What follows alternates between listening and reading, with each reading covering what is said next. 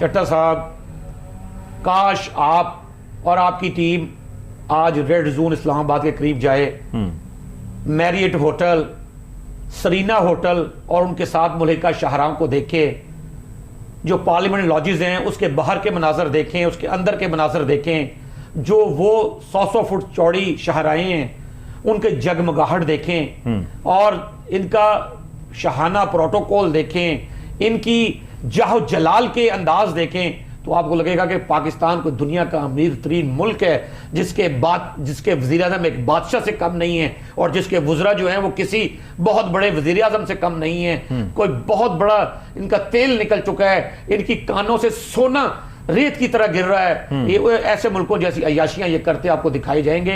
ये तो तबका अयाशिया और तबका इशराफिया। आप 65 गाड़ियों की बात कर रहे हैं, हमारा मुल्क ये लूट कर खा गए हैं। किसने कहा था नेशनलाइजेशन करनी है? किसने कहा था कालाबाग डैम नहीं बनना है? मैंने या आपने या आवाम ने?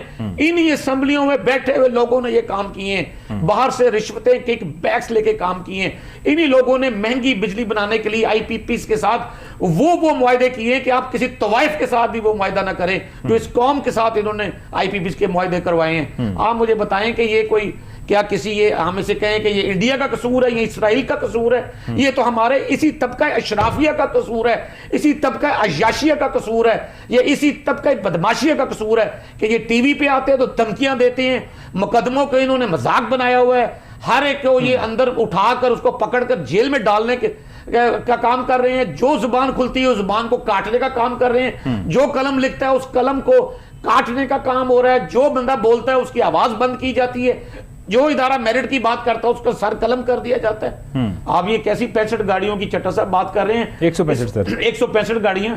इन्होंने तो पता नहीं कितनी लाख गाड़ियां मंगवा छोड़ी हैं। जो हमारे साथ डिलीशन प्रोग्राम में कारों को, आप मेरे साथ एक इकोनॉमी पे प्रोग्राम तो रखें कि जो डिलीशन के साथ इस मुल्क के, अगर आप सोचे ना, एक आम तालिब इल्म को भी जानना है कि $1